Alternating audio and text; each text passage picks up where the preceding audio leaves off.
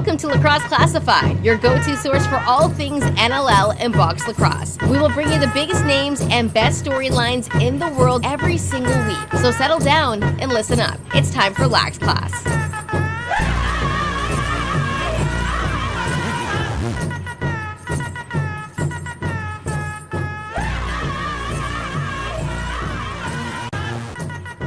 What's up, lacrosse fans? Welcome back to Lacrosse Classified. I feel like I probably should have played like Cool and the Gang Celebration or one of those catchy kind of happy songs. As the CBA for the National Lacrosse League has been ratified, we got a season, training camp starting at the end of the month.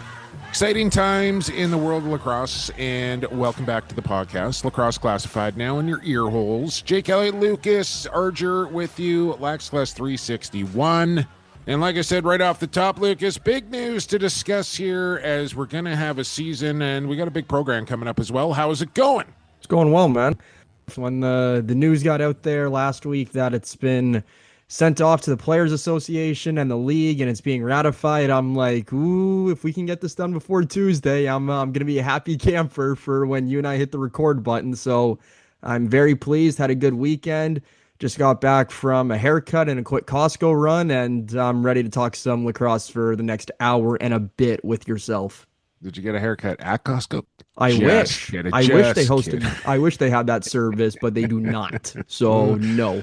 How to get the haircut, then stop at Costco. I thought you were going to say you were looking forward to this one so you could gloat about your beloved Blue Jays going to the World Series. Oh, well, that's just the icing on the cake, but want it all.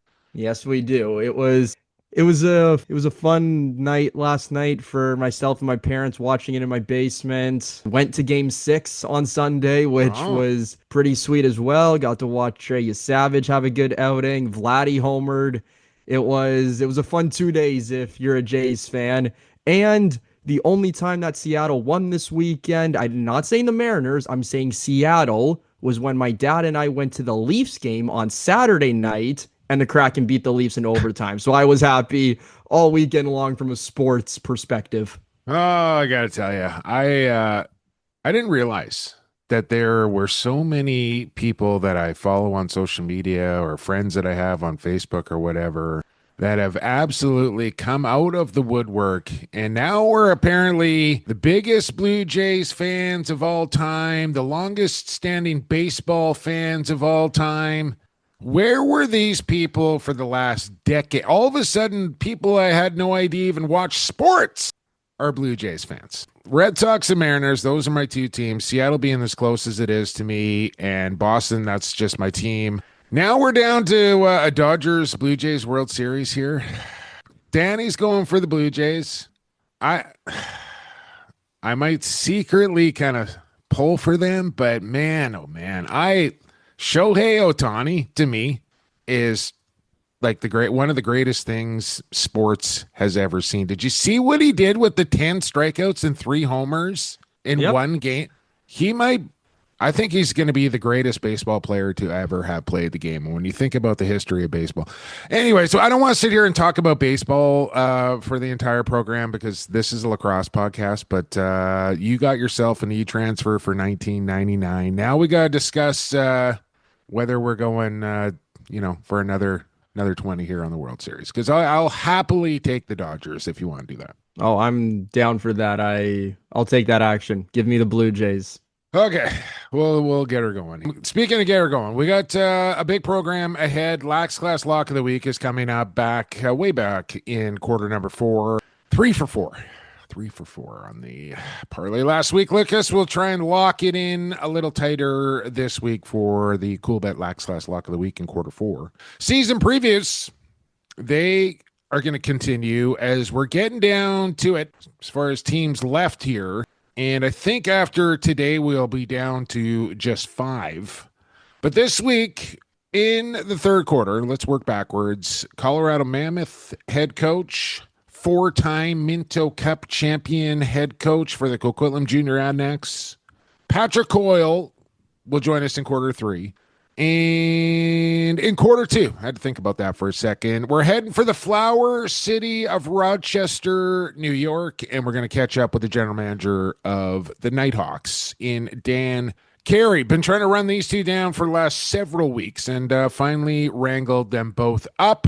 Happy to have Dan Carey, Pat Coyle coming up here and previewing the Mammoth and the Knighthawks this week. Big focus is coming up. We're going to take a look at the NLL, CBA, and maybe some of the finer points or bigger points of the new agreement and what it will mean for both the players and the owners. The commissioner of the National Lacrosse League will join us in 2 weeks' time from now. Reached out to Brett just this morning, got back with a timely reply, and looks like November the 4th. So EP 363, Brett Frood will join us here on Lax Class, and we'll work our way through the remaining teams. What do we got left here, Lucas? We got Philadelphia, Halifax, Toronto, Vegas, and Vancouver. Yes. There you go. So still teams to get through.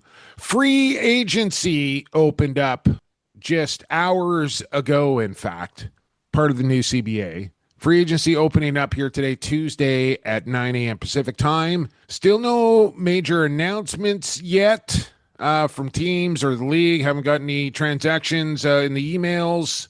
But old Dawson J there, DJ, as I'm going with.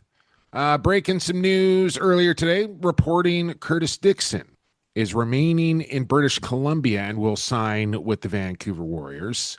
People waiting on the news for Matt Vince, people waiting on the news for Chase Fraser, a lot of free agents. There's a list out there if you want to take a peek. I think Adams posted that. Who else has put that? Buffalo Collective has put that out there as well. You can take a look at all the available free agents from across the league there on X. Maybe I'll retweet that from the podcast. Then you can just go to our podcast handle and find it there. But that's pretty big news. If that is, in fact, the case, Curtis Dixon, a member of the Vancouver Warriors. Superman. Looking forward to it. As Ty Merrill would say to us, Jake, the Superman. I know a lot of people, including yourself, Jake, are pleased with free agency season being open. Training camp set to begin a week today, if I'm not, or no, at the end of the month. Is that right? Yeah, October 31st. Okay, so if we're going to get into it, let's get into it. Time for the big focus.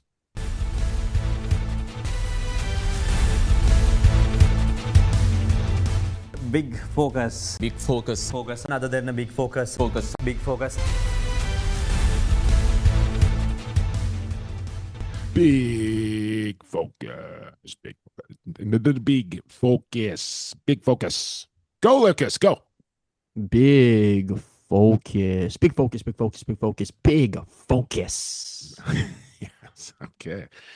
Big Focus is brought to you by Rycor Construction this week. Standout players will be back before you know it. But this week, they're sponsoring the Big Focus. They make it stand out at Rycor. You can see for yourself on Instagram or Facebook at Rycor Construction Inc. or go to their shiny new website. Maybe not so new anymore, but still newish. www.rycorconstruction.ca. Renos are their specialty, and whether it be full home or additions or flooring or renovate, like anything that you need, they can do it. They got all the experience that you could ask for, and they make it stand out. And that's, when you're doing a reno, that's what you want to happen at the end of it. You want it to stand out. Rycor Construction is the answer. RycorConstruction.ca is the website. Big focus. CBA done. Voted on, I believe, over 90% of the membership on the counter proposal from the board sent back to the PA was voted on a big fat yes. So I think at the end of the day here, Lucas, I kind of feel like the players came out on top on this one. I'm still kind of going through the entire thing, but I don't know. I feel like they probably got pretty darn close to what they wanted from the beginning. Yeah, I think so. When we had Reed, I'm blank, Zach right now. When we had them on the podcast, they were saying that they wanted to see the books mainly from game day revenue from each team, or from the teams, I should say, and now that they have seen it, I believe, and took a look at the numbers, I think they are pleased with the numbers that have been agreed upon over different categories in terms of veteran maxes, franchise player designation, salary cap going up a little bit. Yeah, I so think let's that let's let's everyone run it is down here. Thanks to the folks over at IL Indoor who have posted up a nice little article on in point form here. The vet max will go up by 1,300. The minimum will be set at 50% of the vet max. So the floor comes up, the ceiling goes up there. Rookie pay will be based on a scale of draft position. That is something new to the collective bargaining agreement. A franchise player set at the percentage of 125 above vet max. Tagged for 3 straight seasons. His salary may go way up to $70,000. The salary cap, there's the big one. This is really the one that caused a lot of consternation here. Salary cap will be $810K in year 1, rising up to $855 in year 5. That's $2930 the year. Jake, I think you said that backwards. 885, not 858. Oh, excuse me. You're right. I got a little dyslexic there. 885 in year 5. So that's pretty significant. That's a 75, I'm not good at math. $75,000 increase over 5 years, which is great to see from the player's perspective. And you're right, the floor is also going up from $530K to $590. So $75,000 increase in the cap and $60,000 in the floor, which is a positive. Players can reach free agency earlier. I know that was a big one for them to get as well. And then you got travel, per diem, missed work, health insurance, housing reimbursements, etc. will not be included under the salary cap. So all that sort of stuff is separate from their salaries. Which is good for all those American franchises, and for when they have to have practices, fly people in, for that to not be counted against the cap is good for both players and the teams. I think so, yeah. It makes a little bit of a more fair playing field for sure. I'm trying to think if there is anything else. So 5-year deal here and an opt-out, I believe, after years 3 and 4 if they want. If they're not so much if they want, but if there is significant. What did I see what the quote was, Lucas? Something about significant TV revenue. I think either side can, opt out and revamp. They probably have a clause in place where if they reach a certain threshold as far as TV revenue goes, then maybe a new clause in the deal will kick in, sort of thing. Do we see that happening? Do you see a TV revenue deal or partnership coming into play over the next 3, 4, 5 years, Jake? Or do you think that this will be status quo with TSN and ESPN over X amount of years? Yeah, it's tough to say. I mean, who is to say what the landscape is going to look like in 3 to 4 years time from now, not only on linear television, but the league as well. I think now that the Albany situation has been rectified, Rochester has been saved by new ownership there. Still concerns in Philadelphia. I will say this. I've heard that situation has moved into a positive direction as far as Philadelphia goes. Whether that be new ownership there or maybe a new location for them, I don't know. I've just heard there is a positive development in Philadelphia as far as their future. So take that for what it is. I think with all these kind of things in the rearview mirror now, along with having a somewhat long-term collective bargaining agreement, now the focus for the league and their executive and the commissioner, and we can ask Brett this in a couple of weeks, I think that has to be the focus of everybody involved, to go find that corporate sponsorship and that TV revenue to take this league and this sport to the next level. Definitely, and might take a while for that to happen, but I do think if it's not already trending in the right direction, I think this new CBA will help it. You might be better to answer that more than me, Jake. If it's I'm just already saying now positive. my point was now that everything is in the rearview mirror as far as the collective bargaining agreement goes, these franchises that were on shaky ground and what have you, now the focus can be on growing the league with revenue. I think that's going to be the focus of the league office. At least I hope it is.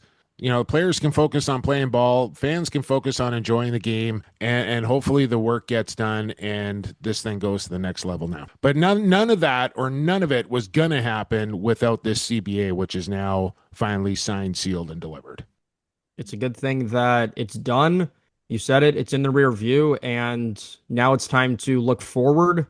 All right, there you go. There is the big focus. Let's move on. No, before we move on to quarter number 2, let's head for like the coffee room of the Goalie Factory here, and we'll take a little break. We're not gonna, take any shots on goal. We're not gonna, manufacture any gear here or anything. We'll just have a little talk about the Goalie Factory. Still going to run the soundbite, though. Off to the factory we go. Big save, Chiliano. Rebound call, Crime Stoppers. Vince just scored a goalie goal. Jameson somehow comes up with the stop. Larceny. And here's Shane Jackson off the bench. And there's Christian Del Bianco with a stick side save. Goalie Factory, I want to say goalie of the week, but we don't have a goalie of the week because, you know what, it's the middle of October and not a lot of box lacrosse going on, or lacrosse in general for that matter. So no goalie of the week this week, but that doesn't mean that the Goalie Factory isn't using their expert coaches and trainers to build strength, agility, positioning, game-specific skills, and empowering their athletes to get better at playing goal in box lacrosse. Whether you're a beginner or you're experienced, you want to take your game to the next level, this is where you want to go. At Goalie Factory _. And you want to go to either TikTok, Instagram, Facebook. It's all there. Same handle, at Goalie Factory _. Click the link in their bio, and then you're just going to get led to wherever you want to go. Your sign up.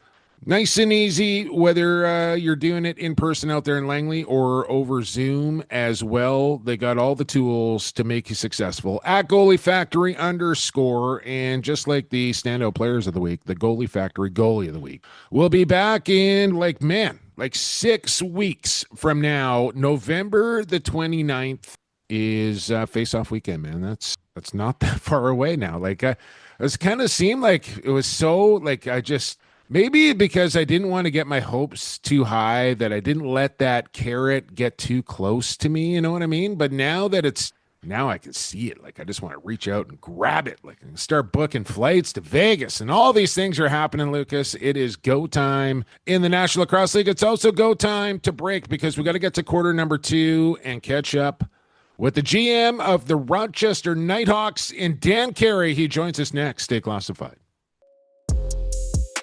This is Callum Crawford. You're listening to Lacrosse Classified, growing the game one podcast at a time.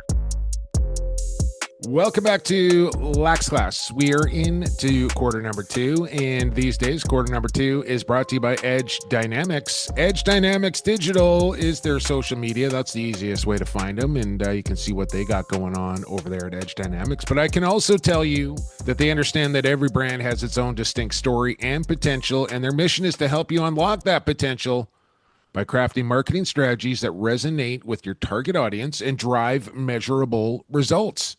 Sounds pretty good to me. It probably sounds good to you as well. EdgeDynamics.ca is their website. Sharpen your brand on a global level with Edge Dynamics. As we welcome back to the podcast, General Manager of the Rochester Knighthawks. I want to almost say new Rochester Knighthawks, but it's the same Rochester Knighthawks. New ownership for the Rochester Knighthawks. Same GM, however, as Dan Carey is back on Lax Class. DC, welcome back. How are you? Thanks, Jake. Good. How are you doing? I'm good, man. Obviously a pretty positive day here for us lacrosse folks who kind of rely on this league to have gainful employment.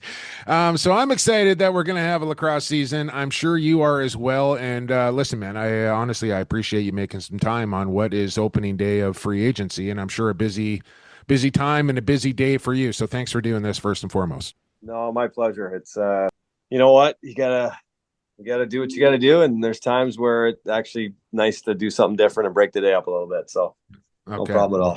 Well, good. I know you were kind of ducking me for a couple of weeks there, so I'm glad I finally ran Free you agency down. isn't free I agency got, isn't the only thing keeping me busy I here. gotcha. It's a million things to do. Yeah, obviously we want to get to free agent season here, but first and foremost, I mean, it had to have been a bit of a tumultuous time for you, man. Like coming down the end of last season with the future of, the Pagula ownership in flux and maybe not knowing whether a new owner was going to be found. And like your life is in Rochester. You are the Rochester Knighthawks. How difficult was it for you and probably your family as well, Dan, to kind of go through that limbo time where you really didn't know what the future was going to hold? You know what? It was tough. It was really tough. Just knowing how much we've put into this and how much we care. It was not an easy situation to go through at all. And, our players, it was the playoff game in Vancouver, leaving there was a lot of uncertainty. A lot of guys, we didn't know if we'd be back together again. And, there's guys around the league that, or guys on our team that they would have an opportunity to play somewhere else if it came to that. But I think we got something that everybody enjoys here. It's a great group of guys. The culture's phenomenal with the players that we have in our locker room, and they all believe in what we're doing. So to have, that, potentially go away and know that there was uncertainty with that, it was very tough. And then just on a personal level, I've put a lot into this. My kids are huge fans. Anytime they're in town, they don't miss a game. And, it means a lot to them. So on a personal level, for me, it was even tougher just to know that it's not just me, it's my family and parents and friends and people within the community that you got to know and build relationships with. So even our fans, our partners, there's a lot of people that really cared about this. So very difficult. And, to be honest, I just got to thank our commissioner, Brett, with the amount of effort and work that he put in to make sure that this didn't go away. He was a big part of the reason why we were still doing our thing here in Rochester. Absolutely. As the Seneca Nation purchasing the team, like, man, I think of guys like Ripper, who has been with that team since day number one, and like what was going to happen to him. And now I see guys like making hires with ticket personnel and all sorts of stuff. So it's fantastic to see. So, to go, flip the page to the new ownership here, Dan, I imagine you've had a chance to meet with, I guess it's a nation that owns the team, but I'm assuming a few individuals are kind of steering the proverbial ship here. So I'm assuming you've had a chance to meet those people, and was it Brett seeking them out, or did they express some interest, or can you enlighten us on how that relationship came to be? Yeah, so the Pagulas informed the league that they were no longer going to be operating the team, and Brett and I had a group of businessmen that were very interested in the team, knowing the financials, dynamics, whatever. They had to kind of work through a lot, and we had a really good group of people that wanted to be involved, and trying to find additional potential owners and partners to come on board. So Brett reached out to the nation to see if they'd be interested in being a part of it. And they said, we'd be interested, but we'd like to do this on our own. So it was kind of, right time, right situation, got a little bit lucky to reach out to them. And the ball moved really quick on that. And they meant business. The ownership and the leaders within the nation, so Seneca Holdings is owned by the nation, and they have an amazing group of people, the infrastructure put in place for us to be able to kind of use and utilize their staff and their resources. So yeah, it was kind of, to me, we lucked out. We found the right people that were interested in wanting to invest in this. And from day one, meeting the individuals and people within the nation, President Seneca, their leader, and the counselors that we've been working with, basically since day one to make sure that we're doing it the right way. Jeff Ellis, the CEO of Seneca Holdings, has been incredible, and his staff, everybody that they have helping us through this process has been amazing. So yeah, had a ton of interaction with, the folks within the nation and people that are, helping us move this along as fast as we can and doing it the right way. What's sort of been discussed in terms of coming to the games, being active and, vocal within the organization? Yeah, they want to. They're fans. They want to be involved. They want to know what's going on with the team. We have a working group, and so a little different than the previous ownership group, I would say, Dan. Yeah, listen, I want to the grateful for the previous owners to own and operate and invest in the team for sure. Yeah, it is going to be a little bit different because there's, I think, a little bit more of a connection with the game and the sport and the league. Like which is a good thing, right? And we're talking this is a positive thing. Yeah, for sure, absolutely. Yeah, it's not just an investment. It's not just something that they own. It's part of their history and the origin of the game is a Native American game, and they're emotionally invested along with exactly. with being financially invested as well. For sure, yeah. So it's been. That they care. They're invested. They want to know what's happening and in a great way, right? It's not like, hey, they're questioning us. They're wanting to figure out ways that they can help and be involved. And, our players are grateful for that as well. So, the reception has been fantastic with everybody that's involved. And I know for us, having the strength of a nation that cares about this sport, it's part of their history and who they are. It's going to be, great for us now and moving forward as well. So it's something that we're all really excited about. Here with Dan Carey of the Rochester Knighthawks, and a guy you went out and acquired, a member of the Seneca Nation in Zed Williams. And I don't know what his prognosis is for the upcoming season, Dan, but I love the get here for Big Zed to bring him into the fold and really a guy that is a major beacon to that community and somebody that is going to have that fan base gravitate to. Yeah, I honestly didn't know Zed at all prior to bringing him in, but I've heard amazing things. So we actually, I think he was a guy that we talked about a few years ago to see if we had an opportunity to acquire him. Obviously, he was in Colorado and did a great job for them, but timing for this, it seemed to fit everything, right? It fit our situation, bringing in another righty to kind of strengthen that side.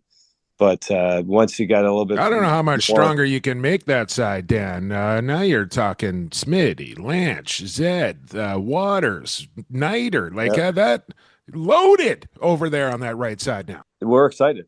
He's going to be a fantastic addition to what we already had. And those guys, again, I knowing from what I'm hearing from everybody, how great of a guy and great of a teammate he is. And just that cultural fit for us it just made it easy. So, I think, again, having somebody that is close to the area, he's got a lot of ties here and knowing that he wants to compete, he wants to win. I'm super excited. And every interaction I've had with him, it's just, he's a stand-up person and a guy that we're lucky to have. So I'm really excited what he can bring.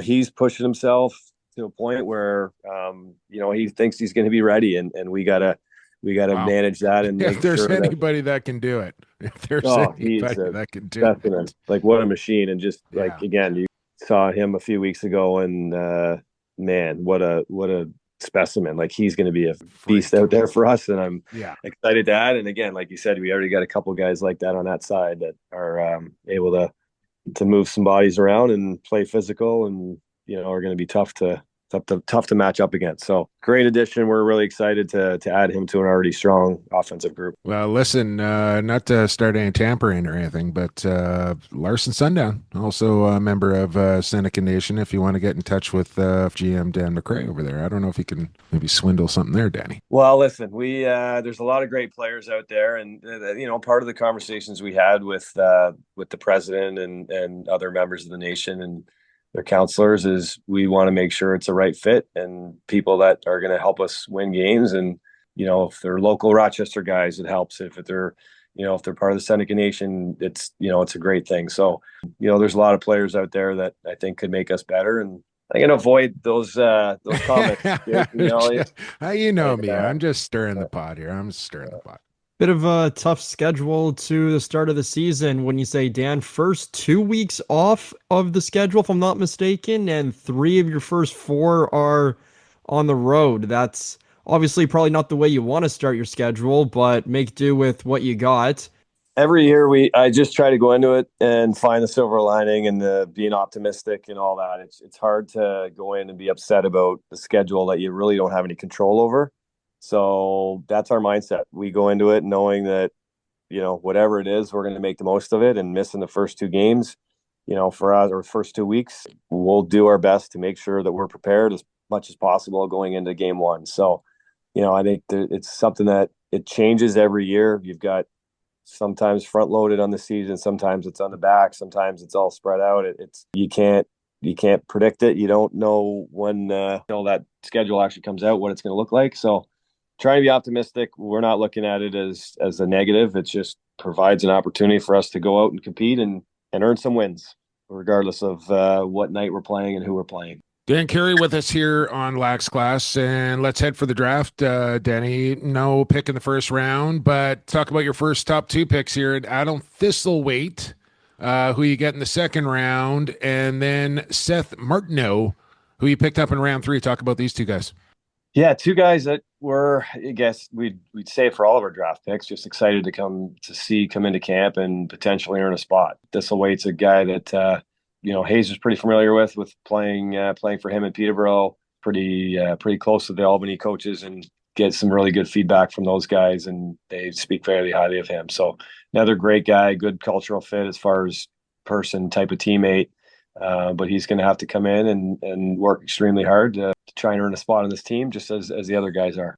Martineau's he's a monster. I think from our standpoint, it's trying to get bigger, stronger, more athletic in the DN, and we've already got some big, strong, athletic players back there. But an area where we look to kind of add some size and some strength, and he fits that bill. So again, excited to see what he can bring. Okay, well, it sounds good. And like I mentioned off the top, free agency now officially open. We're here on Tuesday, Dan. Show's not coming out till tomorrow, Wednesday, around 3 p.m. Eastern time.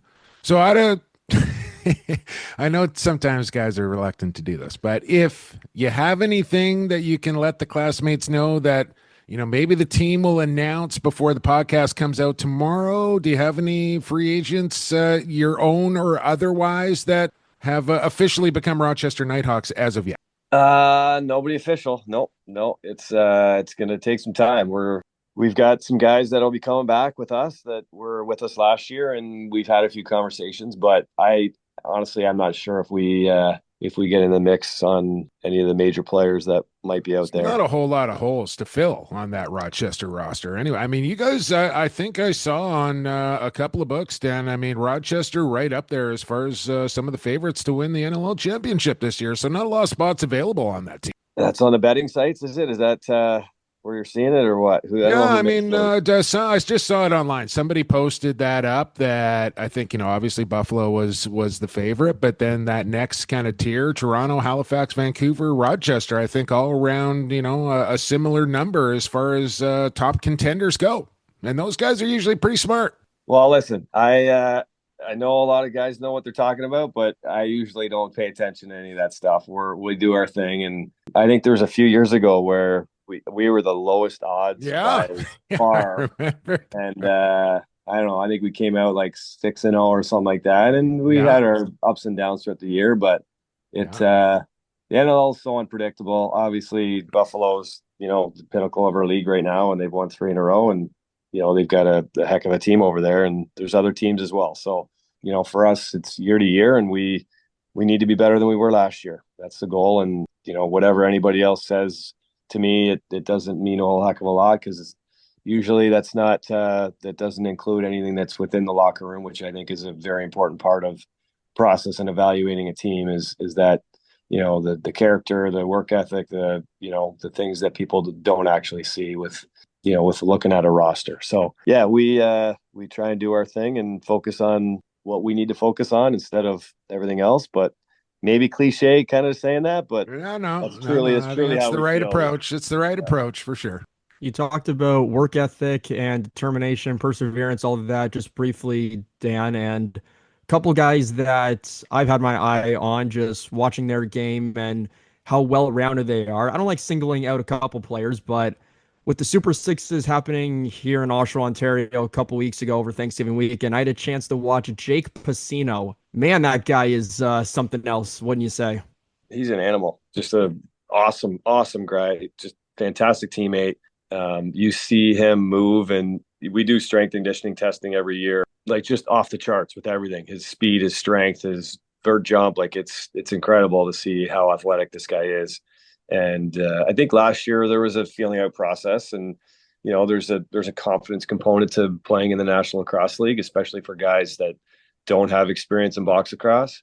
But there's a lot of guys I'm excited to see take another step, but he's definitely one that we think can be a guy that can earn a spot, regularly in the lineup. And he's so disruptive. He's always every game that he plays, whether it's NLL or outdoor, or if he's in the sixes, he's all over the field. He's all over the place. He's in your face. He's coming up the ground ball. So definitely an exciting player for us, and a guy that I think is just scratching the surface. You notice him when he's out there. I always seem to notice him, and that's the mark of a good player as far as I'm concerned. Dan, well, I know you got things to get to, so we'll let you go here. Last one. Status quo around Blue Cross Arena as far as maybe the color scheme, logo, turf, all that sort of stuff, or can fans from Rochester expect maybe a couple of changes with the new ownership? No, right now we're going into this year. If we wanted to make a change, it's probably too late to do that, or it was too late to do that. So we're going into this year. We've got our turf from last year, jerseys same, nothing's changed. We got new owners, which I think is a positive change enough, and we'll kind of look to the future if we want to make any other changes. But for now, it's we're at the Blue Cross, same turf. We're ready to rock. We got to get through a lot over the next couple of months, but exciting times ahead. Well, best of luck with it. The teal will always be there for you if you ever want to return to the teal. But best of luck with the upcoming season, Dan. Appreciate your time here on the show. Look forward to seeing how the roster takes shape, and I'm sure we'll see each other at some point during the season. Thanks for doing this.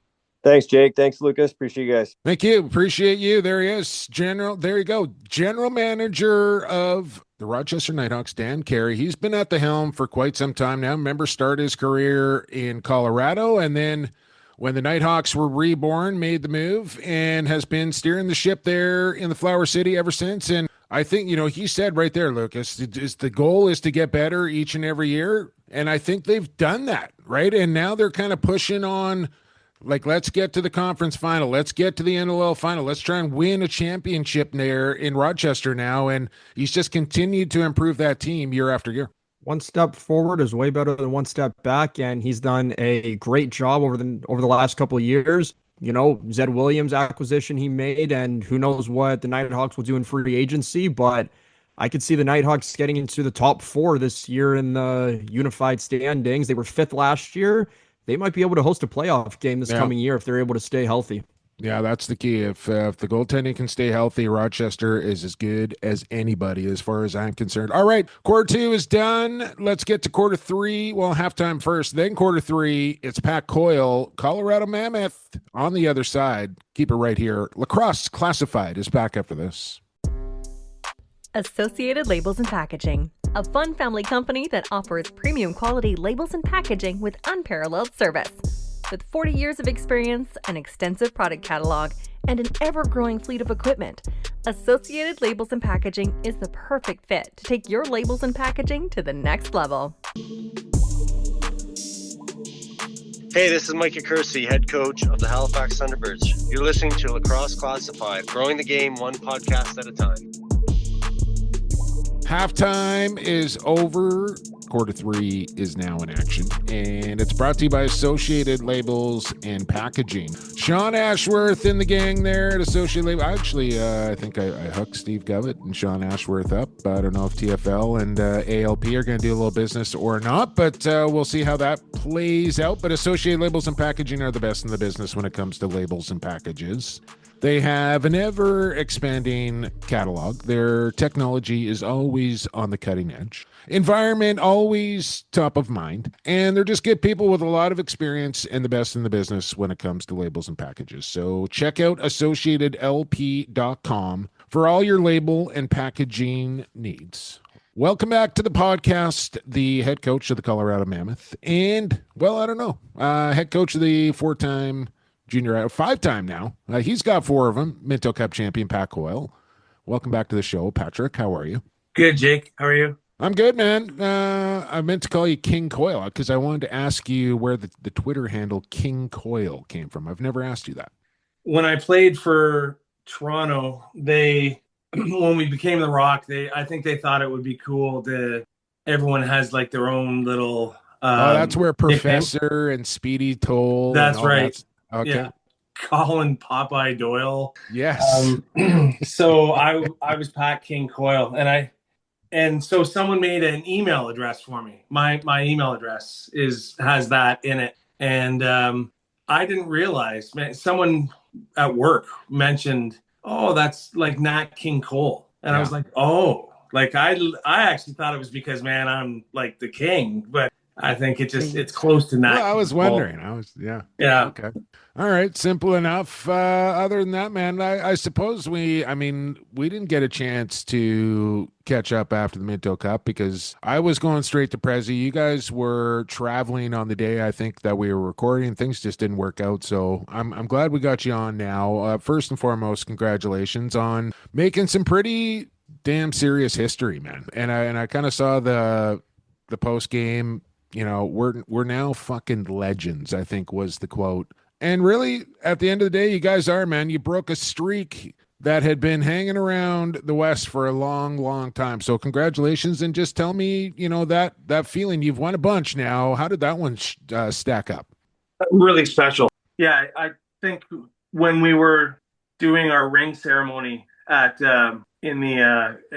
Christmas time, like before that, I sort of started wrapping my head around like really committing to trying to win back east, knowing how hard it is, having lost there a couple times, and sort of started. That's how I ended the speech that I said to the team at the banquet there at Christmas time. I said, "Let's go be legends," and it felt like it built from there. That it just gained momentum from there. So I don't know. It feels pretty. It's still for how big it feels like what we did. It sure feels like people didn't talk about it enough. And you know what I mean? But that's in my opinion, just, I don't know if people realize how big of a deal that is. Yeah. Like 1977. Come on. That's a big deal.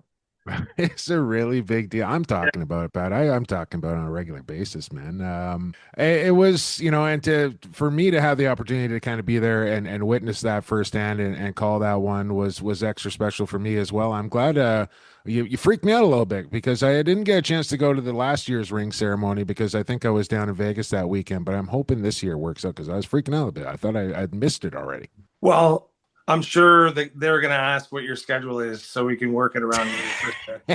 I was going to MC it, man. I was going to introduce you and be a big part of it there. Let's get on to the Colorado Mammoth here, Pat. And some pretty positive news today. In fact, that the CBA is a go and the season's going to start on time. Training camp. So yeah, we're good. Man. We're good, man. That's great. Yeah, check your Twitter account, man. I haven't heard yet. That's great. I didn't. Yeah.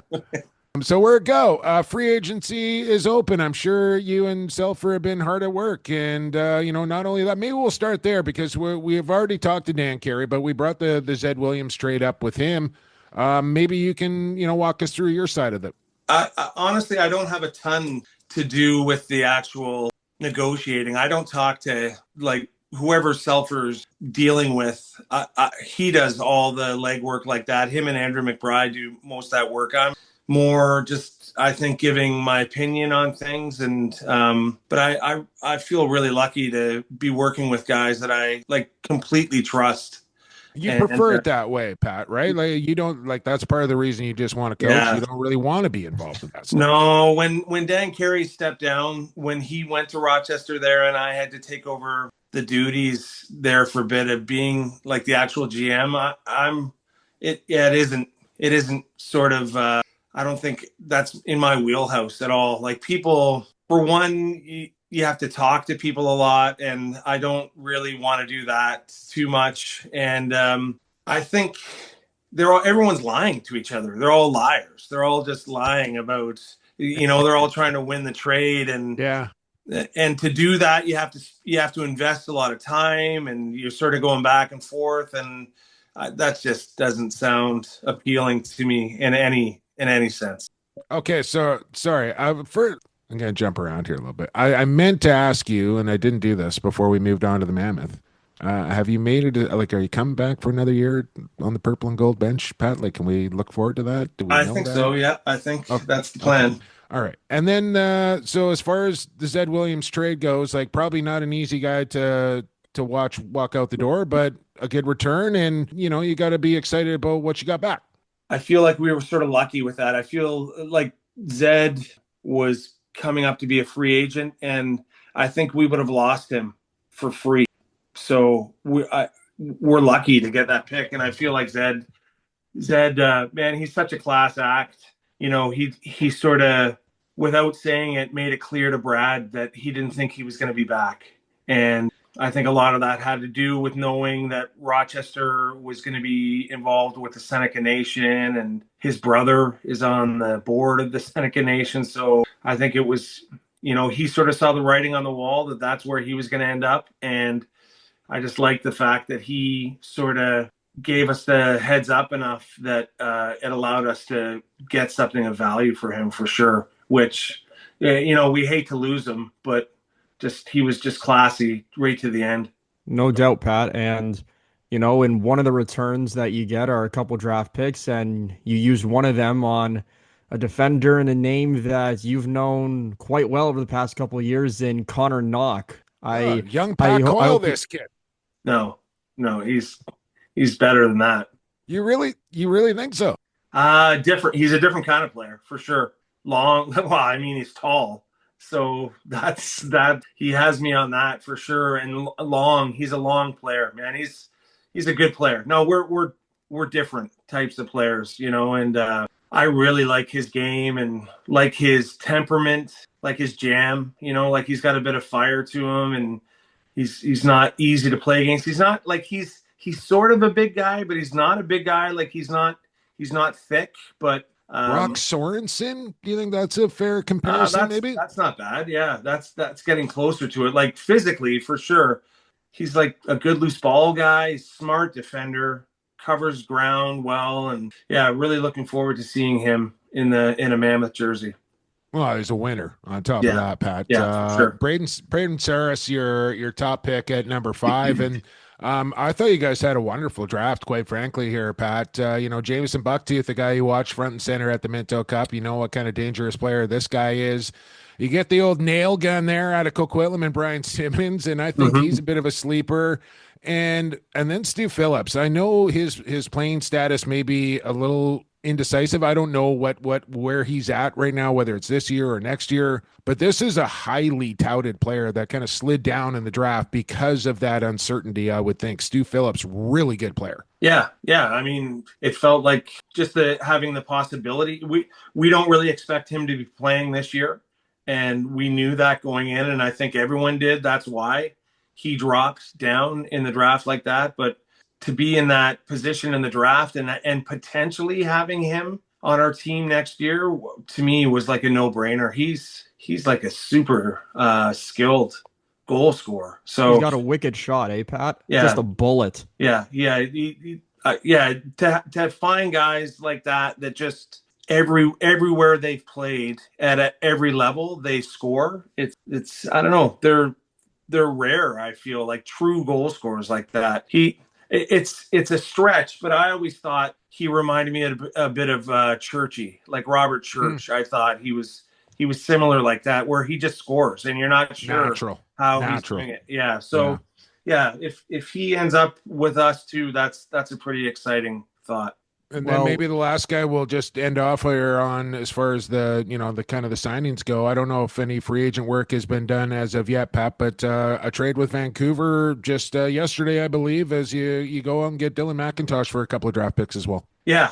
There's the guy that I feel has sort of not been underappreciated, but maybe underused where he's been, like, just because he's sometimes in our league, it's really tough that you're good enough that the team wants to keep you around because they know at some point you're going to pay dividends and they're going to need you. But in the meantime, you can't play because the guys that are ahead of you are so good, and there's so few spots in this league. And I feel like Dylan, maybe that happened with him in Calgary and Vancouver. So, he's gonna get an opportunity to play with us every game, I think. And even how he played in Vancouver, he didn't play effective.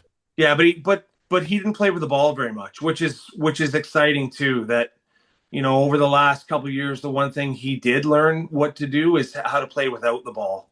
And he's going to have the ball a little more with us, I think. And to see that balance, like where I would have said maybe 4 or 5 years ago, he had to have the ball. That's sort of how he played. But now he's learned to play without the ball, and to combine that is, I think, he's going to turn some heads, I think. Well, it's going to be a good week 1 matchup, Pat, as for the second year in a row, Mammoth and Warriors are squaring off against each other. This time, though, you are on the road, as you'll be at Rogers Arena.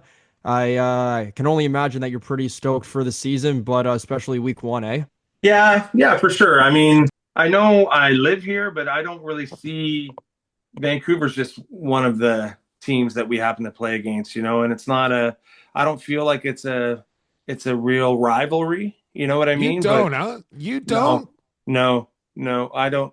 No, not because of them. Just I don't know. I don't know. I feel like there's some pretty good hatred there between the Mammoth and the Warriors. Well, man, I'm not aware of it then. Like, man, come on now. I've seen you and Kurt going back and forth. We've seen the big comebacks, and there's been some. I recall maybe Jackson Subak getting into it in front of the bench. There's been some things there, Pat. For sure, that's just lacrosse, though. I feel like that's. I don't know. I don't. If anything, the rivalry that now comes is that because of how they're building as an organization, like that, like it's almost becomes out of not a jealousy, but where you realize they're really putting together a good team there. So that's it. I think that you're competing against a team that it feels like a disadvantage for Colorado. Some of the times it's hard not to have a bit of chip on our shoulder where everyone has to fly in for our games. We don't get to practice midweek. And so that stuff I feel like is what sort of lights a fire under us a bit, I don't know, that stuff. I forgot about that stuff. And it's hard too, man. Like Kurt, I just coached his son the last 2 years and Kurt was really supportive. Kissing.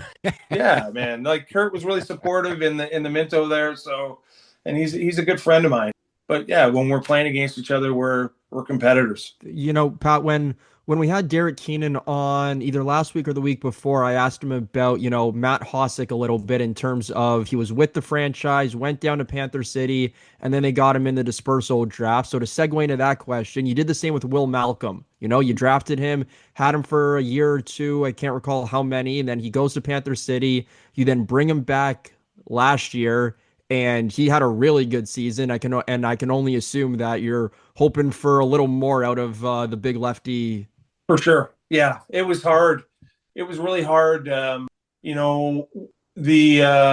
Panther City took Chris Wardle in the expansion draft, and we sort of worked out a deal with them where we would get Chris back, and we gave up Will and a defender. And it was really hard giving up Will because you could see the player he was going to be. But we just sort of felt like at that time, Chris brought the experience, and I don't know, we won a championship, and I feel like Chris Wardle had a big part in us winning that championship. So it's really nice. I think we would make that decision 100 times out of 100 knowing that too, but to actually be able to get Will back because of some unfortunate circumstances, I feel pretty lucky. And Will's like an elite player that I still feel like is finding his game. Like he's growing as a player, and I still feel he still doesn't realize how good he can be. He works his ass off, great team guy, but still like room to grow as a player too. So how exciting is that? Yeah, I mean, he can dominate take over a game at Mhm. like no pun intended, but at will sometimes. Like, Yeah. and I think you're right. I think he kind of needs to realize and get a little alpha dog in him from time to time and kind of say, okay, it's Will Malcolm time. I'm hearing Connor Robinson may be in the best shape of his career, Pat, and that's got to be a pretty tantalizing thought to you as well. For sure. Yeah. Yeah. Connor has sort of fought it the last couple of years. So to hear how he's committed himself to, I think he just ran a marathon last week. So, which is incredible. Just anybody running a marathon, but you know what I mean? So for him to be able to do that, that's awesome. And really excited to seeing him at camp. He's he's another guy, like speaking of our past successes, he was like a real big part of those teams, you know, that when we won and went to the championship the next year. Just his knack for scoring big goals. And part of that, he needs to be able to get his hands free to do that. So when he's fitter, I think, you know, there's way more likely that he's going to score those goals. Absolutely. Here with Pat Coyle, and you know, maybe some more unfortunate circumstances, or fortunate, as you lose your D coordinator, and it seems like there's been a bit of a revolving door in there. Like we forget about Sean Williams being there just years ago, and then moving on to Vegas, and now Dan McRae doing the same thing to Ottawa. Fortunately for you, you pull your former D-man in Andrew McBride, who moved into an assistant general manager role, who he's going to keep that title and keep that work, but moving back onto your bench. So it should be pretty seamless transition, I would think, between you, Bish, and him again. Yeah, that I'm really grateful for that. That, you know, I loved coaching with Dan, but it took a year for us to really feel sort of comfortable with each other. And you know, it's nice to know that we're not really going to have that period with Brider. Like, it's just, yeah, we were really disappointed when he had to step down. Just, you know, such a good family guy that he wanted to spend some more time with his daughters. His daughters are like pretty young. So, you know, how do you like begrudge a guy that? But luckily, you know, Selfer was smart enough to keep him in the fold and, you know, kept him as the assistant GM. And I think the last couple of years were really hard for Andrew not coaching, like just especially What seeing he wants us to do. Yeah, especially us not being successful. And he's a guy that he really believes that he's going to come in and that he can make a difference. And what he is really good at is the energy that he brings. So really looking forward to that. Like from day one, he's a guy that just tries to get guys buzzing and know he's gonna change the energy level in our room. Pat, I don't like speculating too much, but for your last line of defense in Dylan Ward, 11, 12 years in the league. We know he had a child last year, so he's got a child that's just under a year old, and you got Nate Whittam in your pipeline. Are we gonna see little more of Nate Whittam? I don't know if Dylan Ward, I mean, I assume he's not anywhere close to retirement, but you know, if things do need to change on a dime, are we going to see Whittam in the pipes a little bit more, or what's kind of the game plan on the goaltending front? The only way we'll see Nate Whittam is if Dylan Ward's hurt or something or he misses a flight. That would be it. Something's gone horribly wrong. That's right. That's right. Yeah, Wardo's our guy, and that's really not going to change in the near future. You know, maybe we have one back-to-back. That's like where we would consider that. You know what I mean? But really, like, it's sort of nice that you're not wondering, who are we going to start? Yeah. Wardo's starting. Yeah. And Nate still has another year of junior left. Like, we're really excited about his development and how he's going to grow as a player. But yeah, I will say, Pat, for everything that Dylan has done for the franchise and as good as a goalie that he is, there have been nights where you've needed to go to the next guy, and that next guy was Tyler Carlson for a long time. And I could at least count on both hands how many times that guy came into a game, shut down a lot of times it was against Vancouver, would shut down the other team and will you guys to a win himself. And, you know, it doesn't happen often, but it was nice having old Cadillac there to step in because you knew that guy was going to give you a shot. For sure. And that's what we have other goalies trying out too this year, but if Nate's the backup, whoever our backup is, they're not there just to open and close the gate. They're there that if Wardo has an off night, that they're a guy that we think can step in and keep us in the game, or like you said about TC, he actually won us a couple games. So yeah, I mean, he was a really good teammate and a great backup.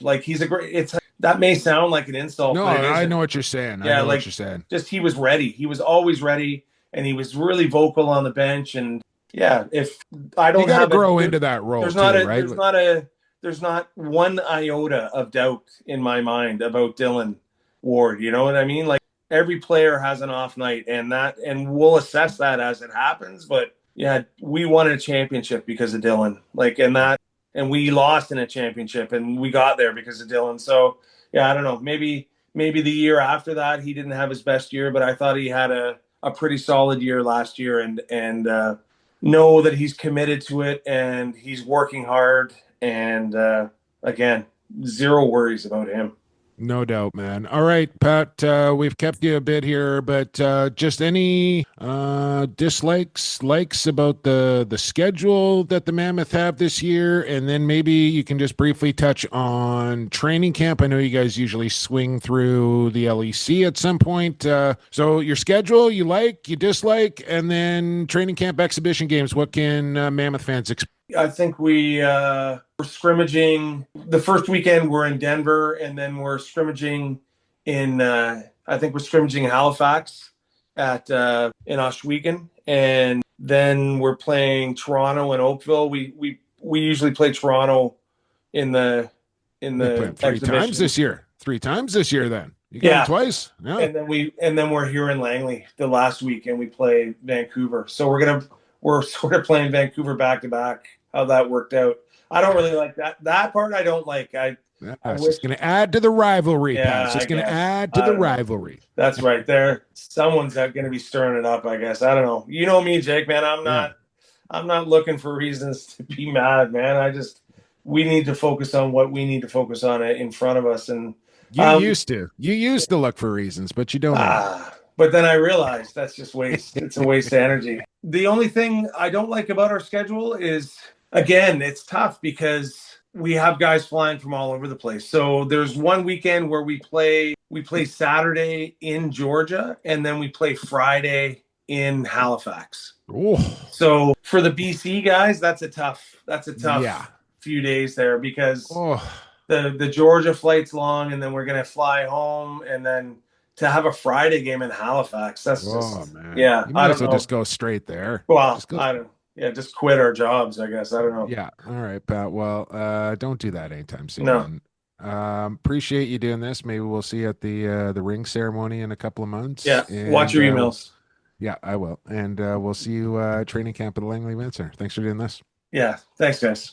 There you go. There he is, King Coyle, Pat Coyle. And like I said, this guy's just a winner, Lucas. He's got it all. Founders, Minto, Man, NLL, World Championship, both, I think, box and fit. He's got it all. He's done it all. He's not done yet. He's in the Hall of Fame, and one of our favorite guests here on the podcast. I'll just say it right there. Pat Coyle. Let's take a break. Off to the fourth quarter, Lax Class Lock of the Week, and then we'll get you out of here. Stay classified. Hey, this is Sean Evans. You're listening to Lacrosse Classified. Quarter number 4, Lax Class Lock of the Week is coming right up here. Ooh, it's a big lock.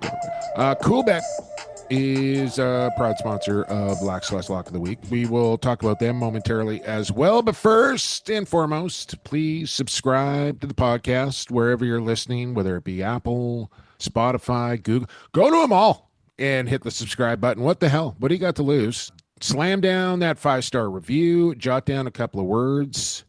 Positive, hopefully. By the way, I got this guy in the Spotify comments, and I think I have a pretty good idea of who it may be now. Rarely do I have to block people, but I gave this guy a block. And just by the handle alone, and I'm sure he's still listening to the podcast, and thanks for listening, but the comments have been ridiculous, and I'm just not gonna do it anymore. But this guy's handle, Flex Sexman. That's this guy's name. Flex Sexman. I think that probably tells you all you need to know about that guy. So you're blocked, Sexman. But most of you, if none of you else, I don't think are. So subscribe, review, follow, share the podcast wherever you like to do that sort of thing. Instagram, we are at Lacrosse Classified. X, we are at Lax Class Podcast. What are you side-eyeing right now, Lucas? You look like you're focusing on something over there. What's going on? No, I'm just talking. Just thinking Flex about that Sexman? handle. Did that right? Flex Sexman. Yeah, I got a pretty good idea who I think that is now. But anyways, on from Flex Sexman. Email address is lacrosseclassified@gmail.com. PXP for sports is where you find me. Larger sports is where you find Lucas. And we'd appreciate if you did all of that. We'd also appreciate if you got down with us on this week's Lax Class Lock of the Week. Lock of the week. Hey, let's lock and load it.